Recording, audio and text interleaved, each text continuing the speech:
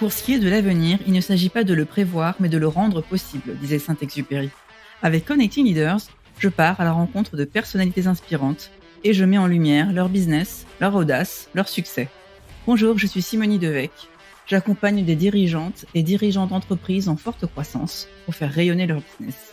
Mon expérience en tant que business partner finance et RH, aux côtés de dirigeants en environnement tech, start-up, multiculturel, mais aussi mon engagement au sein du board de l'ONG internationale Passerelle Numérique, m'ont permis de voir à quel point le leadership, c'est avant tout de l'action, de l'ambition, mais surtout des relations, des connexions humaines, socle de tout.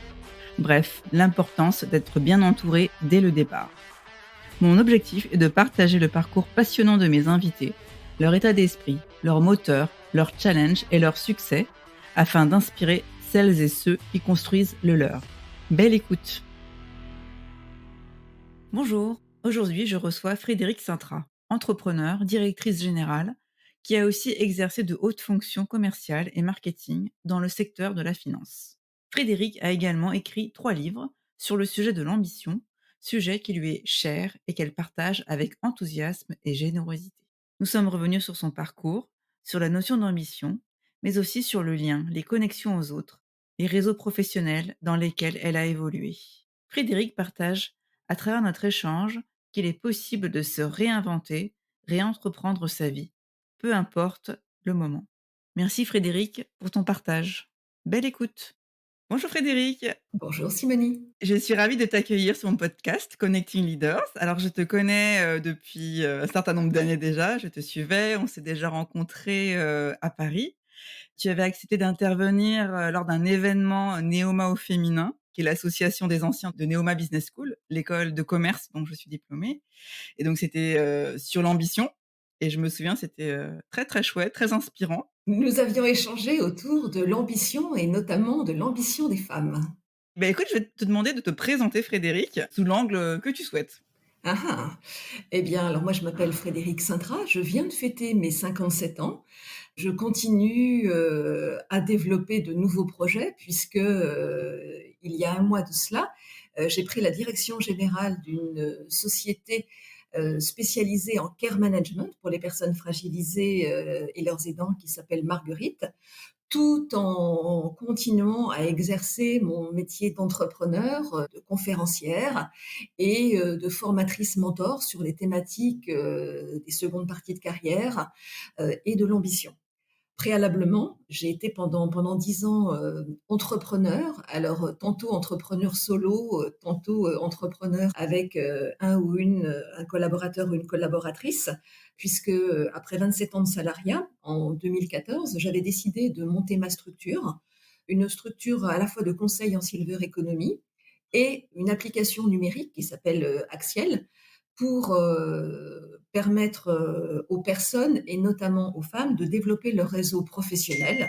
Structure que j'avais, enrichie par des prestations, de formation, de conseil. Et si je remonte encore en chronologie, j'étais directrice, commerciale, marketing, innovation et communication dans le secteur de l'assistance aux personnes, une société qui s'appelle Fil Assistance, qui appartient au groupe CNP Assurance, Univers Caisse des Dépôts. Et puis à côté de cela, je suis très investie dans les réseaux qui œuvrent pour la mixité et l'égalité des chances, notamment, Parité Assurance puisque je suis, au bureau de cette association qui œuvre, pour qu'il y ait, plus de femmes en responsabilité dans cet univers. Et je suis marraine d'un réseau qui s'appelle, Énergie Femmes, qui est présidé par une jeune femme qui s'appelle Minotoundia, qui œuvre pour qu'il y ait plus également de mixité et surtout, voilà, en se disant, «Allez, allez, il faut y aller», c'est-à-dire pour vaincre les freins avec une posture, très active, celle qui me correspond, hein, voilà, en disant: «Allez, allez, on y va, qu'est-ce qu'on fait?» Voilà, on y va, on se soutient. Et puis, je suis impliquée dans des réseaux professionnels, mixtes et notamment, liés au développement, anciens élèves, notamment celui de mes, ouais, alumni. Moi, j'ai fait une école de commerce qui est, l'EM Normandie, donc je suis impliquée, également. Donc voilà, très orientée sur la partie réseau, d'une part, pour le lien, pour le plaisir de l'échange et puis d'autre part, pour l'engagement, voire pour le business, bien sûr. Et puis à titre plus personnel, je suis mère de 2 adultes, actifs, de 2 garçons qui ont, bientôt 30 ans pour l'un et bientôt 28 ans pour l'autre. Moi-même, je ne peux pas vivre sans le sport, donc je fais, beaucoup de sport quasiment tous les jours, notamment de la zumba, notamment, du fitness et puis, et du cyclisme. Bah, ce qui fait partie, justement de ma personnalité, voire de mon énergie, comme on a tendance à me le dire assez régulièrement. On va y revenir justement. Je vais revenir sur les moteurs de la création d'entreprise, car, c'est quelque chose qui est quand même, assez, fort sur ton parcours. Enfin, tu as été salarié, mais également, entrepreneur.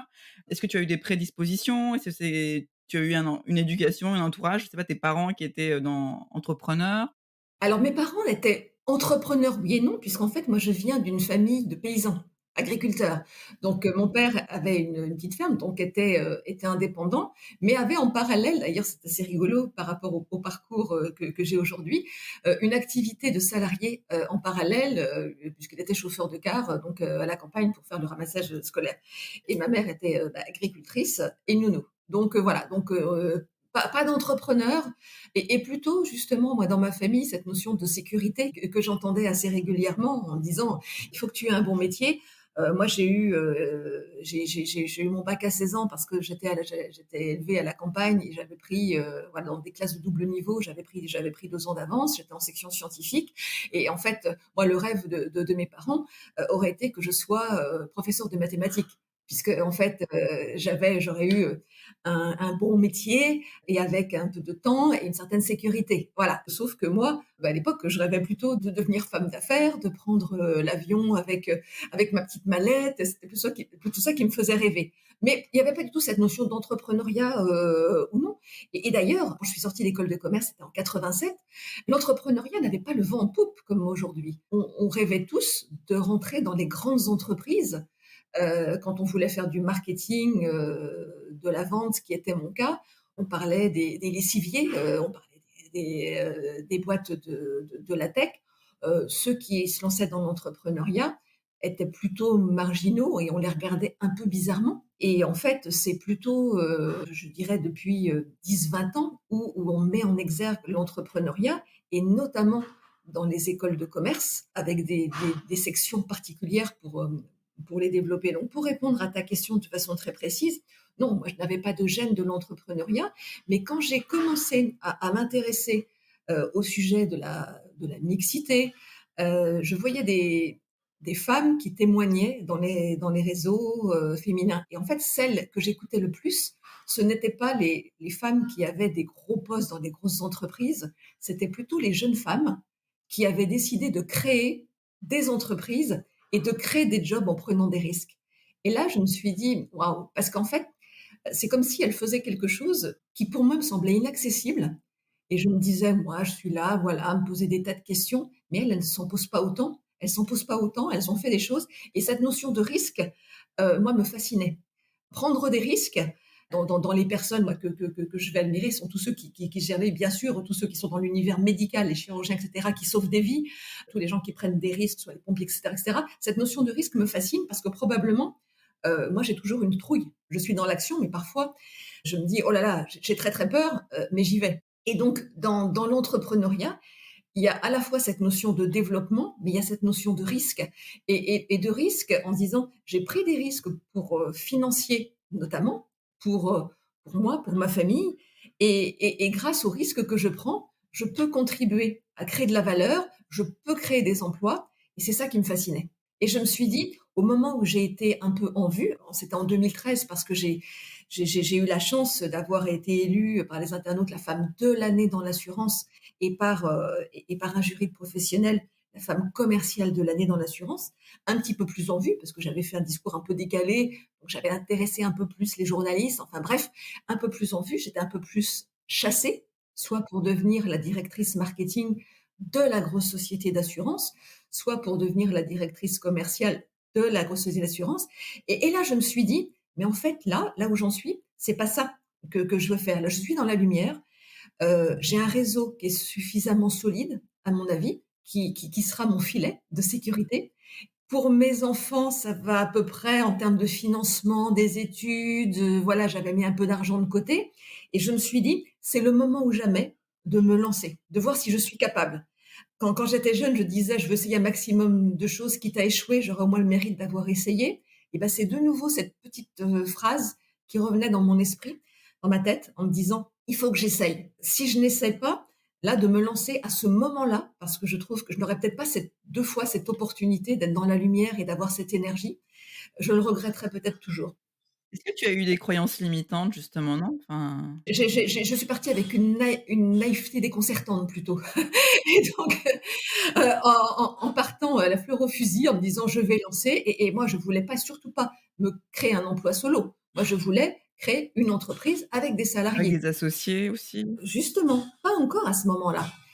Et aujourd'hui, d'ailleurs on en reparlera peut-être, j'anime depuis 2018 pour BPI France les midis entrepreneurs où une entrepreneur, à succès raconte l'envers du décor et l'association est une des, enfin, je trouve, une des clés de succès d'une entreprise en développement, même si elle peut être aussi une des conséquences de ses difficultés. Mais en tout cas, moi, j'ai la conviction que seul, il est très, très difficile de lancer une entreprise à succès. Une entreprise solo, oui, qui est quasi freelance, mais pour une entreprise à succès, l'association. Et moi, quand j'ai quitté le salariat et quand je l'ai quitté, justement, je ne voulais pas quitter sans rien, toujours mon petit côté sécuritaire. Si une rupture conventionnelle n'avait pas été acceptée, je ne serais pas partie. Je n'aurais pas pris ces risques financiers.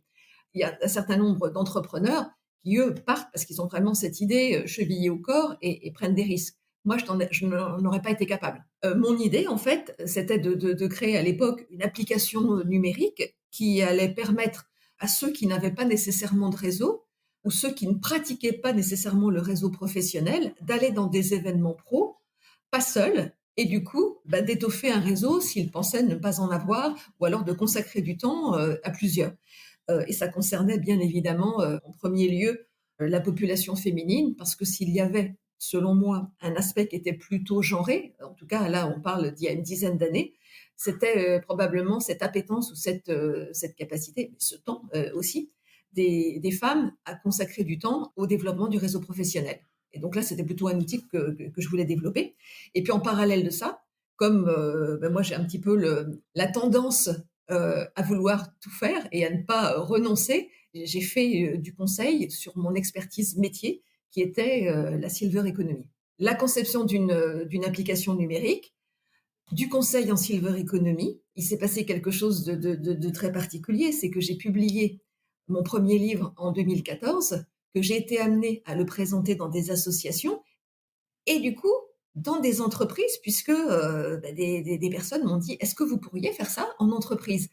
Et donc, beh, j'ai été amenée à intervenir en conférence en entreprise, à adorer faire cela puisque, avec cette communication, et après l'écriture d'un livre, je me rendais compte qu'on pouvait avoir de l'impact et changer les choses et changer une façon de voir les choses des personnes qui m'écoutaient, qui se disaient: «Ah, c'est aussi possible pour nous» et avec un passage à l'action assez phénoménal. Et donc, voilà, c'est comme ça que quand je me suis lancée dans l'entrepreneuriat en solo, j'avais déjà 3 activités. Une activité de conseil en silver economy que j'ai exercée sous la marque assurantielle. Une activité plus liée, aux personnes avec d'une part une application Axiel et d'autre part de la formation, de l'accompagnement et des conférences sous la marque Axiel. Et tout ça, je l'ai fait seule en étant accompagnée par des gens qui connaissaient davantage l'entrepreneuriat, mais qui étaient des prestataires que je finançais. Donc, d'où la difficulté. Parce que bah, moi, je voulais monter une application numérique, mais je ne venais pas du digital. Donc, j'ai dû payer des gens qui m'ont conseillé déjà sur les mock-ups, sur l'application, sur l'aspect visuel par rapport à ce que je voulais faire, pour le retranscrire, des gens qui l'ont développé. Et puis derrière, j'ai découvert ce que j'aime un peu moins dans l'entrepreneuriat, c'est toute la gestion administrative qu'il fallait assurer. Moi, étant plus une développeuse au sens développement de l'offre, marketing, client, communication. Voilà. Et donc, et après, je me suis rendu compte assez vite que bah, on peut pas tout faire quand on a une entreprise seule. Donc, soit effectivement, Il y a des gens qui viennent avec nous qui ont des complémentarités par rapport à ce qu'on sait moins faire. Donc il faut être très humble, hein, quand on se lance dans l'entrepreneuriat. Et surtout, comme moi, un petit peu sur le tard. C'est-à-dire, est-ce que se dire, bah voilà, on capitalise sur ses atouts, sur ses forces. Et là, il y a peut-être, on a probablement, mais tous, on doit avoir on a des talents où là, on est très bon et probablement meilleur que d'autres sur certains sujets. Par contre, bah, on a des points où c'est compliqué pour nous. Alors on va passer plus de temps sur l'apprentissage. Et dans ces cas-là, où vaut-il mieux mettre nos forces et qu'est-ce qui est le plus rentable? Parce que quand on a une entreprise, certes, il y a le sens, certes, il y a tout ça, mais derrière, il y a le chiffre d'affaires. Donc, est-ce qu'il vaut mieux qu'on porte nos forces sur la partie recherche de clientèle et développement de l'activité, et que du coup, on sous-traite cette autre activité? Est-ce qu'il vaut mieux qu'on fasse des compromis sur notre idée de base? Parce que dès lors qu'on a une association, bah forcément, on discute et on a justement des personnes qui ont leur propre avis et qui veulent être impliquées, mais qui vont nous faire aller plus loin. Peut-être que seul, il y a toujours la phrase en disant seul on va vite, ensemble on va loin. Alors au démarrage, on peut aller vite en étant seul. Par contre, il y a vraiment les limites. Donc moi, je n'avais pas fait le choix de l'association. Ça s'était pas posé parce que voilà, je voulais vraiment lancer. J'avais mon idée en tête. Avec du recul, je me dis que probablement j'aurais dû ou trouver des associés ou discuter avec d'autres personnes, ce qui avait été le cas initialement parce que j'avais échangé avec 2-3 autres personnes au moment du lancement, mais on n'avait pas tout à fait la même façon de voir les choses. Moi, je voulais vraiment me positionner sur encore plus sur la mixité que les autres personnes qui m'accompagnaient. C'est ça un peu la difficulté aussi, je pense, de s'associer, c'est trouver les bonnes personnes avec qui tu es vraiment aligné sur, la Oui, vision, oui, parce la que c'est le projet, parce que des fois on se dit: «On aimerait bien travailler avec tel ou tel». Alors, est-ce que c'est pour des bonnes ou mauvaises raisons? Parce que, est-ce que c'est des personnes qu'on connaît bien, des amis? Là, attention, danger, parce que c'est pas forcément simple. Est-ce que ce sont des personnes avec qui on a travaillé? Là, c'est mieux parce qu'en fait, on ne partirait pas forcément en vacances ensemble, mais, ceci dit, on a des façons de fonctionner qui sont compatibles. Et puis derrière, après les façons de fonctionner, est-ce qu'il y a la complémentarité qu'on recherche? Pas plus tard qu'il y a 2 jours, dans le cadre, justement des événements que j'anime pour BPI France, je recevais, Isabelle Rabier qui a fondé Joli Moi et qui parlait justement de la façon dont elle a, cherché et trouvé, ses associés sur la 2 ou 3e entreprise qu'elle crée. Donc avec le recul, en se disant: «Là voilà, je sais moi là où je suis particulièrement douée, je sais quelles sont mes zones de fragilité, je sais pour l'entreprise que je crée là où je veux aller et quelles sont les compétences qu'il faut. Comme on veut aller vite, il vaut mieux que ce soit dans le cadre aussi d'une association pour que tout le monde soit embarqué avec une vision stratégique, même si bien sûr il y aura des salariés. Et elle savait exactement ce qu'elle voulait. Et c'est en parlant à son réseau, en disant ben voilà, il me faudrait telle ou telle personne, que les gens ont dit ah ben je pense que je peux te présenter telle personne et telle autre.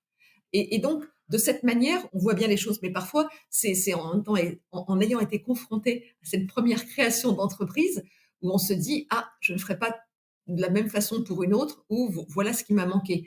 Et moi, je conseille d'ailleurs à tous les entrepreneurs qui se lancent d'aller écouter ce genre de témoignages et de retours d'expérience, parce que même si chacun veut se faire sa propre expérience, parfois ça peut faire gagner du temps d'écouter non pas des gens qui vont être des spécialistes dans l'entrepreneuriat qui ont financé, mais des entrepreneurs qui vont se livrer d'une façon très cash à d'autres entrepreneurs dès lors qu'ils n'ont pas cet enjeu de développement d'activité où là, des fois, on édulcore un peu la vérité, mais voilà, de façon très cash parce que ça fait gagner énormément de temps. donc tu disais tout à l'heure que tu étais auteur, donc tu as écrit, 3 livres, c'est bien ça? Oui, alors j'ai publié mon premier livre en 2014, Comment l'ambition vient aux filles, aux éditions Erol.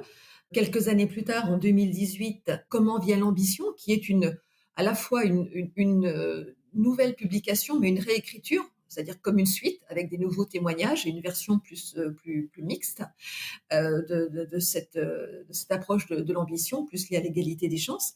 Et puis, au mois de janvier donc de cette année, je viens de publier aux éditions Duno cette fois-ci un livre qui s'appelle Réentreprendre sa vie après 50 ans parce que l'ambition des femmes n'a pas d'âge. Et donc toi, Frédéric, comment t'es venue l'ambition? Pour moi, l'ambition, c'est vraiment l'envie d'aller de l'avant et de réaliser des tas de projets. Ça peut être l'ambition d'être, ça peut être l'ambition, d'avoir, ça peut être l'ambition de faire et tout ça, en fait, l'ambition est vraiment synonyme d'action. Souvent, dans les dédicaces, je dis, ambition rime avec passion et ambition rime avec action. Voilà, c'est ce qui nous donne envie envie de faire, d'aller de l'avant, envie, ça peut être d'être aux responsabilités pour faire des choses, ça peut être tout simplement une envie d'être au pouvoir, hein. Il n'y a pas de mauvaises ambitions. Alors elles peuvent l'être et souvent d'ailleurs quand j'interviens en conférence, je dis: «Est-ce que les gens sont ambitieux?» Alors quand j'ai affaire à des salariés dans une entreprise, il ne faut pas trop lever la main parce que s'il y a le collègue d'à côté qui dit: «Oh là là, tu es ambitieux toi?» ça peut ne pas être très, très bien vu et donc avec quelque chose qui est sous-jacent, qui est: «Je suis ambitieux au détriment des autres». Alors que quand j'interviens dans un cercle plutôt d'entrepreneurs, tout le monde lève la main parce que si quand on lance une entreprise, on n'est pas ambitieux, eh ben, ça va être compliqué. Parce que dans une ambition, il y a développement, il faut y aller, et puis il y a une ambition de faire, de réussir, de réaliser. Voilà. Alors, moi, mon ambition, bah, probablement, justement, je te parlais de mon enfance. Moi, je m'appelle Frédéric, donc un prénom mixte. Et j'ai plutôt été élevée d'une façon non genrée, au sens où on m'a pas dit parce que tu es une fille, tu vas devoir faire ça et d'être dans un cercle plutôt domestique. Donc j'ai été habituée à faire des cabanes dans les bois, à bien travailler à l'école, plus que je l'avoue, à être une super femme d'intérieur, ce que je ne suis pas du tout. Mais néanmoins, voilà, même si j'ai un peu joué aussi, à la poupée, je me suis beaucoup occupée des animaux à la ferme quand j'étais petite. Mais voilà, en tout cas, la projection que j'avais, c'était: «Bon, tu fais ce que tu aimes faire». Du coup, j'avais pas cette barrière en me disant: «Est-ce que c'est de l'ambition ou pas?» Moi, j'avais envie de faire des choses, j'avais envie, bah, comme je te l'ai expliqué, de traverser le monde, d'être journaliste, avocate, psychiatre, psychanalyste, enfin, bah, j'ai mais sachant que je savais pas ce qu'il y avait derrière, hein. Et puis, en fait, moi, d'ailleurs, je peux peut-être revenir sur le premier livre, pourquoi je l'avais écrit. Parce qu'il se trouve qu'en fait, quand j'avais 17 ans, alors que j'étais en classe préparatoire HEC, il y a un gars de ma classe qui m'avait dit: «Ouais, les filles, vous nous prenez les places au concours». Bon, faut se remettre, en 1983, hein, voilà, on se remet dans le contexte. Et moi, il me renvoyait pour la première fois de ma vie le fait que parce que j'étais une fille, je pouvais peut-être pas prétendre aux mêmes choses qu'un garçon. Et là, il se trouve que la veille de passer, les concours d'école de commerce à HEC, je vois un appel à témoignage à la télé pour une émission. C'était «Comment l'ambition vient aux filles, cherche jeune fille», machin et cetera. Donc j'avais écrit et puis il se trouve que j'avais été choisie pour représenter la jeune génération aux côtés d'Élisabeth Badinter et de François Giroud qui était, à l'époque, ministre de la Condition féminine, je crois. Et donc tout ça pour dire que voilà, j'exprimais, le fait que, bah, voilà, je vais faire un maximum de choses. Ce qui à l'époque était encore un sujet parce qu'on était les premières cohortes, de femmes à être, dans les écoles de commerce, d'ingénieurs, en troisième cycle, même des facs, etc., en nombre, puisque les grandes écoles ont été ouvertes aux femmes, je crois, dans les années 60, 70, 72. Donc nous, en 80, 83, ça commençait à devenir assez classique, mais c'était pas encore quelque chose qui est aussi anodin qu'aujourd'hui. Et voilà. Et donc l'ambition, bah, c'était plus ça. Alors comment? Bah, parce que je pense que mes parents justement m'ont plutôt élevée dans le sens où je pouvais faire ce que je voulais et comme je travaillais plutôt bien à l'école, bah, il fallait que j'aille le plus loin possible dans mes études et dans mes projections de vie. Je n'ai pas eu de limitation à ce moment-là. C'était: «Tu as un bon métier, il faut que tu aies un bon métier», voilà. Donc j'ai plutôt été élevée comme ça et puis j'avais des parents jeunes et donc j'étais habituée à m'exprimer, en fait. J'étais pas l'enfant. Donc très, très vite, ma mère avait 20 ans de plus que moi, mon père 22 ou 23 ans. Ça veut dire que dans mon éducation, j'ai été habituée, à défendre mes arguments, voilà, à avoir mon petit caractère, ce qu'on me reprochait quand j'étais plutôt petite, même si j'étais plutôt enjouée, mais je savais à peu près ce que je voulais. Et du coup, bah, voilà, est-ce que c'est par mon éducation? Est-ce que c'était pour ça? Mais et de ce fait, sans avoir vraiment de frein et je me suis, on me pose toujours la question: «Est-ce que s'autoriser à?» Bah, moi, j'ai pas eu d'histoire de m'autoriser à, en fait. Même aujourd'hui dans ma vie, je peux faire des choses en me disant qui peuvent être un peu décalées par rapport à ce qu'on attend pour quelqu'un de mon âge, pour quelqu'un de ça. Moi, j'ai pas ces freins-là, en fait. Je n'aime pas ces étiquettes, parce que tu es une femme, hein, parce que tu as cet âge. Voilà. Moi, je trace ma route comme j'en ai envie. Bien sûr que j'ai probablement des injonctions, sociales, et cetera et que je suis respectueuse d'un nombre de choses, loyauté et cetera. Mais ceci dit, je regarde d'abord, par rapport à mes envies, par rapport à mes aspirations, avant de penser à une espèce de qu'en dira-t-on, y compris dans l'univers professionnel. Qu'est-ce que tu aimerais bien dire à cette jeune fille là qui était passée dans l'émission justement? Et ce que je lui dirais, c'est que la femme qu'elle est devenue continue à régir de la même façon. Bon, à la différence près que alors c'est quand j'ai revu la vidéo et en fait, j'ai retrouvé cette vidéo 30 ans après, hein, ce qui a été à l'origine de mon premier livre. Je disais un truc qui me choque un petit peu aujourd'hui, c'est, je n'ai pas envie de choisir entre ma carrière familiale et ma carrière professionnelle. Comme s'il y avait 2 mondes et comme s'il y avait des carrières et en fait, je lui dirais que, qu'on se construit en étant un tout et qu'aujourd'hui, tout est extrêmement lié. On peut tout faire. Par contre, peut-être qu'à des moments, on va privilégier tel ou tel sujet par rapport à l'allocation de son temps parce qu'en fait, il y a le facteur temps, qu'il y a des étapes dans la vie où on va mettre l'accent sur tel ou tel sujet et qu'en fait, on a des piliers, je ne sais plus qui me parlait des trois piliers, la vie pro, la vie familiale et toute la vie de loisirs culturels, etc. Et en fait, ben voilà, moi, ma vie repose sur ces piliers volontairement. Voilà, quand je t'ai parlé quand je me suis présentée, j'ai parlé des trois. J'ai ma vie professionnelle qui est très active et qui me nourrit sur le plan du plaisir, sur le plan intellectuel, sur le plan des interactions, sur le plan financier. J'ai ma vie familiale qui est importante avec mon cercle familial, avec mon compagnon, avec mes enfants, avec mes parents, avec mes oncles, tantes, cousins, cousines, etc. La vie familiale et la vie amicale, c'est important pour moi. Et puis j'ai ma vie de loisirs. J'ai fait de la danse pendant longtemps. Aujourd'hui, c'est mon activité sportive telle que je l'ai décrite. Donc tout ça, c'est important. Voilà. Et après, tout est une question d'équilibre entre les trois.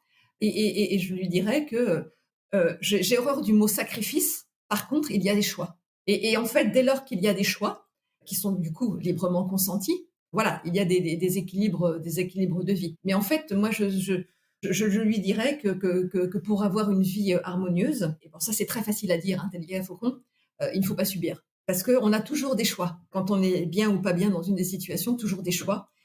Toujours communiquer pour exprimer ses choix, pour exprimer quand on est bien, quand on n'est pas bien, dans un quelconque de ces univers. Et voilà, moi c'est ça, c'est un conseil mais là, qui est plus personnel, mais qui s'adapte également à la vie personnelle. Hein. Toujours exprimer que ce, par exemple, quand on est dans l'entreprise et dans le salariat, bah, exprimer quand on veut aller dans tel ou tel poste. Quand il y a des situations qui ne nous conviennent pas dans l'entrepreneuriat, l'exprimer. Quand on travaille avec des gens et puis ça se passe pas très bien, je parle notamment pour des entrepreneurs qui sont dans des associations avec tel ou tel, et ben, ne pas hésiter à arrêter. Voilà, c'est prendre les décisions assez tôt, c'est être conscient et puis s'exprimer. Voilà, assez tôt pour ne pas et pour préserver sa santé aussi, hein. Comment tu prends soin de toi? Donc par le sport? Il y a des moments de déconnexion également? Non, alors comment je prends soin de moi? Bah, déjà, c'est que, dès qu'il y a le moindre souci, que ce soit dans ma vie personnelle ou autre, j'agis. Parce que je sais que, ça, c'est la première chose qui peut être une cause de stress. J'ai vu ce que c'était, moi, il y a 2-3 ans dans une mission, un peu longue, qui était un peu problématique, de voir, quand on ne s'exprime pas ou quand on subit des choses, comment ça peut agir sur sa santé. Je l'avais jamais vécu dans ma vie professionnelle et là je l'ai vécu en voyant les impacts que ça pouvait avoir et donc voilà, donc ça c'était, l'alerte. Dans mon dernier livre, je parle beaucoup de la santé, notamment justement après 50 ans, puisque j'ai 57 ans aujourd'hui et après 50 ans, bah, il y a les modifications biologiques et c'est comment on prend soin de sa santé à ce moment-là. Donc je viens de l'univers de l'assurance, donc forcément quand on parle de prévention, ça me parle également. Donc, c'est faire des bilans réguliers, c'est adapter son hygiène de vie, toujours reprendre du plaisir dans l'alimentation et autres. Je suis une hyper gourmande en plus, mais néanmoins en faisant attention justement à tous ces paramètres parce que bah, pour être bien, on a son capital santé. Et quand on parle d'entrepreneuriat, notamment, là, il faut toujours quand même être en bonne forme, être bien dans sa tête et si possible bien dans son corps. Donc, c'est prendre soin de soi, c'est faire des bilans, c'est pas attendre d'être dans une situation compliquée, c'est faire attention, faire des bilans cardiovasculaires, notamment pour les femmes. Et dans mon livre, d'ailleurs, j'ai donné la parole à une experte qui s'appelle Claire Mounier-Veillé, qui est une professeure cardiologie et qui intervient justement sur le cœur des femmes. Voilà, donc faire très très attention à ces paramètres. C'est effectivement c'est l'exercice physique Alors moi, il m'est nécessaire, même sur le plan du plaisir, mais j'ai besoin de bouger. Moi, j'ai beaucoup d'énergie, donc il faut que je sais que j'ai besoin de me dépenser, et si je suis trop sédentaire, ça se passe pas bien et voilà, c'est comment on lutte contre la sédentarité. C'est voir du monde, parce que le lien social est une source de plaisir et de bien-être. Donc c'est de voir du monde et d'ailleurs, moi dans mon activité d'entrepreneuriat solo, que j'ai exercé jusqu'à il y a peu de temps, puisque, ce qui me manquait justement, c'était ce lien et le fait de participer à une équipe, un projet. Même si justement, j'ai exercé des missions longues qui me permettaient de le faire, ça me manquait pour mon bien-être de faire partie d'une équipe et de faire partie de projets, ce qu'on fait moins quand on est entrepreneur solo, même s'il y a des choses qui sont extrêmement positives, gratifiantes, sympathiques et tout ça et je ne renie pas et c'est la raison pour laquelle j'ai accepté avec un énorme plaisir la proposition qui m'a été faite de rejoindre, Marguerite et d'en être la directrice générale et de travailler avec une équipe, d'avoir de l'interaction au quotidien, non seulement avec les clients, mais avec les gens qui partagent la mission et avec les care managers en l'occurrence. Donc voilà, donc vraiment l'interaction. Ça rejoint d'ailleurs, je regardais hier un reportage à la télé sur le vieillissement et il y avait quelqu'un qui faisait une étude scientifique sur les personnes qui vivent longtemps et en bonne santé. Et en fait, tout ce que je viens de dire là, ce sont des paramètres qui sont repris, c'est-à-dire des gens qui ont un lien social développé, qui ont une hygiène de vie qui bouge. Alors justement, dans ton dernier livre, Réentreprendre sa vie après 50 ans, est-ce que selon toi, il y a des choses justement, bon, en dehors du bilan de santé et cetera que tu viens de partager, est-ce que c'est une période de la vie qui est, compliquée, difficile? Alors sur 50 ans, ouais, c'est une bonne question. Bon, d'une part parce que moi j'écris, sur des sujets que je maîtrise à peu près parce que je les vis, hein. Je ne suis pas une experte qui analyse, qui observe un petit peu de loin. Je vis les choses et je les étudie en même temps. Et donc je trouvais en fait qu'il y avait, un écart énorme entre ce que moi je vivais, entre ce que, les personnes qui m'entourent, hein, mes amies qui ont, pour une grande partie d'entre elles, ou d'entre eux, plus de 50 ans et l'image qu'on en avait, notamment dans la vie professionnelle. Et en fait, avoir plus de 50 ans aujourd'hui, ça n'a rien à voir à avoir plus de 50 ans j'allais dire au début du siècle, non, au siècle dernier, parce qu'en fait, l'âge a rajeuni, compte tenu justement de l'hygiène de vie, des progrès de la médecine, etc. Il n'est pas rare que des mères ou des pères échangent leurs vêtements avec leurs enfants qui ont 20 ou 30 ans de moins. Il n'y a plus, en fait, ces catégories, même visibles, visuelles, et même dans les centres d'intérêt. J'avais lu, moi, il y a quelques années, le livre de Serge Guérin qui s'appelle Les Quinquados, où là, voilà, on voyait que c'était, pour certaines personnes, comme une nouvelle jeunesse après 50 ans, parce qu'en fait, souvent, les enfants ont grandi et ont quitté le nid. Et du coup, il y a cette sensation de pouvoir refaire des tas de choses qu'on pouvait peut-être un petit peu moins faire quand il y avait toujours se prendre soin des enfants, mais en se disant, voilà, avec une nouvelle adolescence, avec un peu plus de moyens financiers et un peu moins cette idée de dire il faut que je demande la permission. Donc voilà, cette nouvelle dynamique, et puis sans qu'on se leurre, avec quand même une image des plus de 50 ans où on nous dit soudain, alors qu'on se sent dans cette nouvelle jeunesse, ah ouais, mais vous êtes senior. Le senior en étant la catégorie presque des 50 et plus, avec aujourd'hui quasiment 3 générations, parce qu'on peut avoir des gens de 50 ans qui ont encore leur grand-mère ou leur grand-père, hein, qui peut avoir 100 ans. Donc un truc assez phénoménal. Et on se dit, mais non, il y a encore plein de générations. Avec aussi cette perception de certaines personnes dans cette catégorie d'âge, quand bien même elles peuvent vivre ce que je décris, en disant, ah oui, mais bon, on est vieux, on est vieille, mais on a encore du talent, des compétences. Et je me dis, mais non, arrêtons de dire qu'on est vieux et vieille, arrêtons de laisser entendre qu'on peut être vieux et vieille. Alors, on va dire, ouais, mais c'est gentil ce que tu racontes, dans les faits, c'est pas ça, parce que regarde, il y a l'invisibilité, notamment des femmes de plus de 50 ans, etc. C'est vrai, il y a des faits. Et la perception, l'image qu'on en a, elle est quand même un peu loin de la réalité. Je crois que c'est Catherine Piffari qui est dans une association justement d'acteurs et qui dit attention à l'invisibilité des femmes de plus de 50 ans au cinéma, dans les séries, parce qu'en fait, c'est le reflet. C'est censé être le reflet de la réalité, mais ça donne aussi des conséquences sur la réalité par rapport à la perception qu'on en a.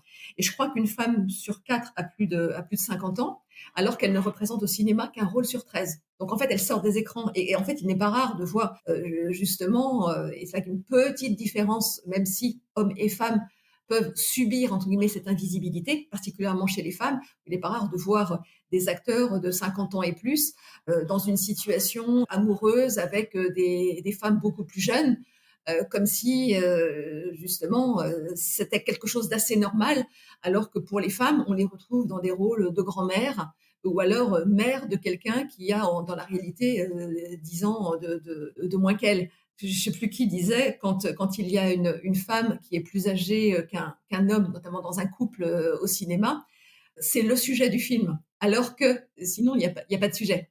Donc tout ça, c'est l'histoire de représentation.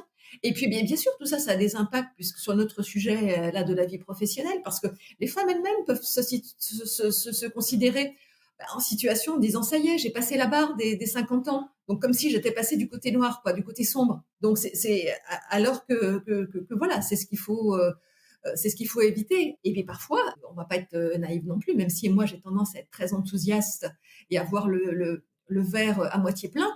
Il y a un certain nombre de personnes, et notamment de femmes, qui arrivent à 45 ans et plus, et à 50 ans, à qui on demande de partir de l'entreprise parce qu'elles ne correspondent plus nécessairement et qui se retrouvent en situation de recherche d'emploi, pas toujours simple, parce que lorsqu'elles ont eu des carrières plutôt linéaires, qu'elles ont été compétentes, qu'elles n'ont pas eu le temps justement de faire du réseau, c'est plus compliqué pour se repositionner. D'où l'intérêt d'ailleurs de se former et de changer quand on le peut d'entreprise ou d'élargir ses compétences, de faire du réseau à tout moment, parce que cette adaptabilité, en fait, elle est valable tout au long de sa vie. Et que on parle là de l'entrepreneuriat, mais voilà, on peut faire salariat, entrepreneuriat, entrepreneuriat, salariat, un peu hybride. Moi, c'est ce que je fais aujourd'hui. Et il y a plein d'exemples comme ça. Mais tout ça, ça montre que voilà, il faut qu'on ait pu montrer son adaptabilité soi-même. Et pour quand on a monté une entreprise, même ça c'est évident, on parle souvent de pivot parce que c'est pourquoi on a lancé cette entreprise. Est-ce que c'est quelque chose qui est chevillé au corps parce qu'on veut être entrepreneur? Est-ce qu'on a une idée qu'on veut mettre en œuvre? Est-ce qu'on recherche du sens? Est-ce qu'on se lance parce que par rejet, parce qu'on ne veut plus? En fait, il y a plein de questions à se poser. Pourquoi on le fait? Et ne pas oublier que quand on se lance dans l'entrepreneuriat, et d'ailleurs, moi, c'est vraiment un enseignement que j'ai sur les bidi entrepreneurs. Certes, il y a ce qu'on veut faire, mais pensons déjà à une entreprise, c'est aussi du chiffre d'affaires, donc de la vente.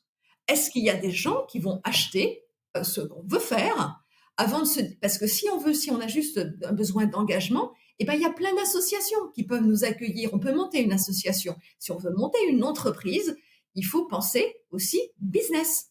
C'est pas un mot sale. Le business, ça veut dire quelque chose qu'on veut vendre. Et que la première mission d'un entrepreneur, notamment quand il se lance, notamment en solo, c'est la vente. C'est sa première activité. S'il veut juste faire, eh ben, dans ces cas-là, il faut qu'il s'associe avec quelqu'un qui sait vendre ce qu'il sait faire. Et quand il se lance, et c'est Catherine Barba qui a été l'une de mes invitées dans les Midi Entrepreneurs, hein, qui est la multi-entrepreneur qu'on connaît et qui peut lancer en vie, qui dit, quand on se lance, il faut aussi se poser la question, pourquoi on est légitime pour ça? Surtout quand on est en solo. Parce qu'en entrepreneur solo, et moi c'est ce que j'ai appris quand je me suis lancée, quand j'étais salariée, j'étais directrice commerciale et marketing de société, je vendais des solutions, même si dans le B2B, on sait qu'on est aussi acheté pour soi.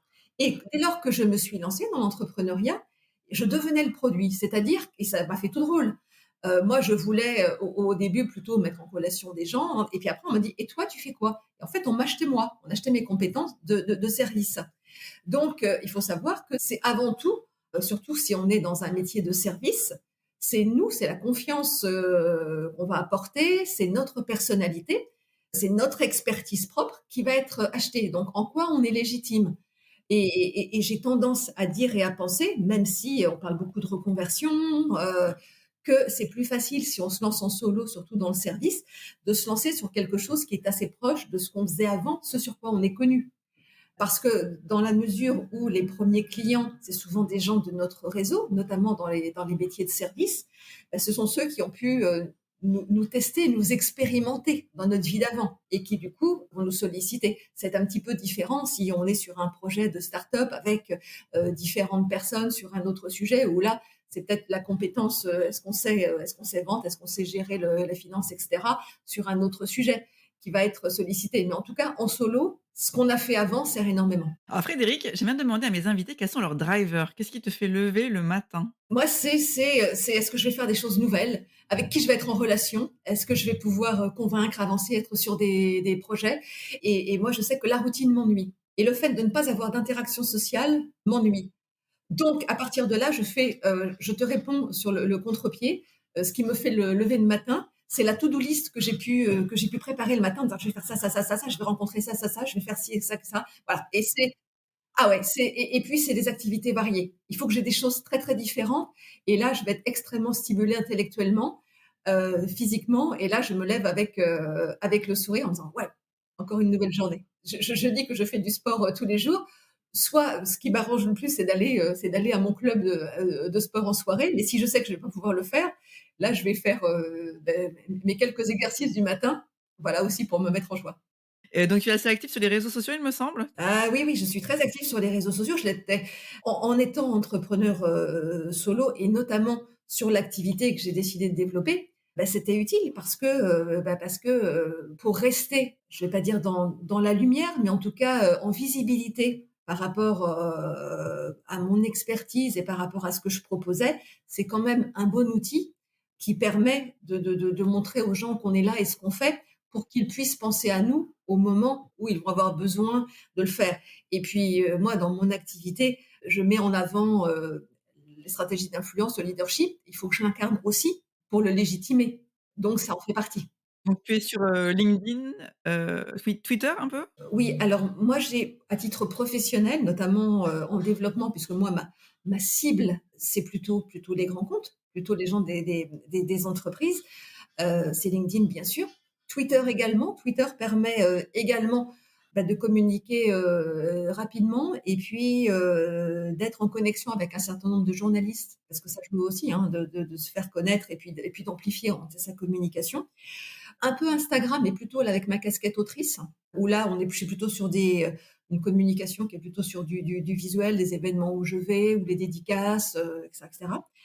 Et de façon, marginale Facebook, où il y a un mélange de perso et de pro, mais et puis ces réseaux, au-delà de l'aspect médiatique, c'est aussi des réseaux qui me permettent de rentrer en communication, en message privé avec des gens. Voilà, j'utilise beaucoup ça parce que parfois les gens ne répondent pas nécessairement, ne regardent pas nécessairement les mails et moi ça me permet d'aller 10 fois plus vite, notamment quand je suis dans les transports, avec mon smartphone pour envoyer un message privé ou un petit message qui va très, très vite où j'ai pas besoin de mettre voilà et puis comme, il y a souvent des styles de communication qui sont associés au réseau, pas besoin de faire des grandes phrases, des s'il te plaît, machin, cordialement et compagnie, où on peut aller d'une façon beaucoup plus directe. Mais merci beaucoup Frédéric, c'était super intéressant. Merci d'avoir partagé tout ça. Merci Simonie et merci de cette invitation. Merci d'avoir écouté cet épisode de Connecting Leaders. Si vous avez aimé cet épisode, vous pouvez soutenir le podcast en vous abonnant sur votre plateforme d'écoute ou en le partageant autour de vous ou encore en laissant un commentaire sur Apple Podcasts. Merci et à très vite.